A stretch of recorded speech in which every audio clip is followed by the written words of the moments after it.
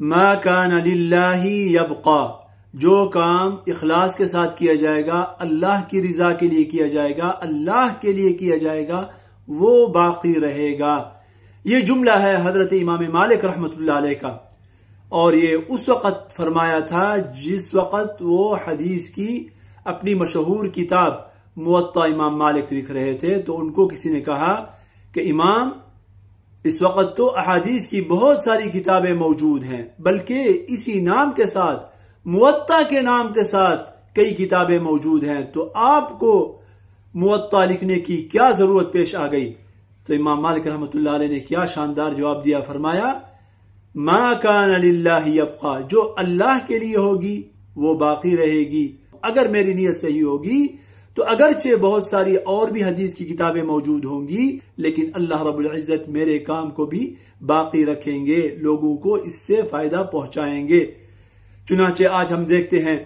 کہ ہر عالم دین کو یا علم دین کے ساتھ مناسبت رکھنے والے کو، بلکہ عام مسلمانوں کو بھی تقریباً اتنا پتہ ہے کہ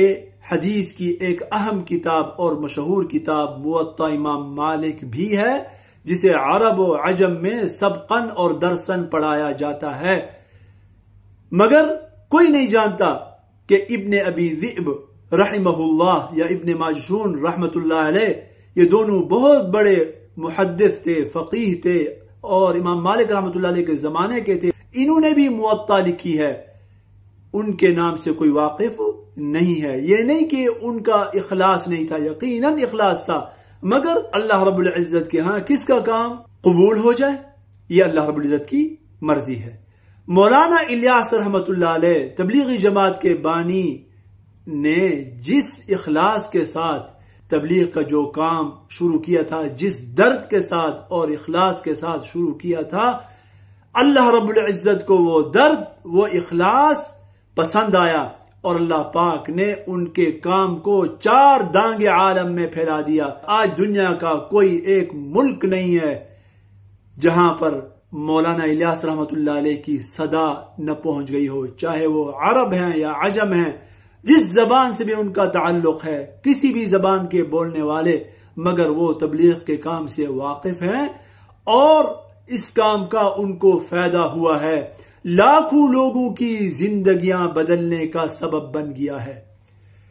اور جو اس کام سے جڑتا گیا، اللہ رب العزت نے اس کو بھی چمکایا۔ جس کے اندر جتنا زیادہ اخلاص تھا، اللہ پاک نے اس کو اتنا زیادہ چمکایا۔ لہذا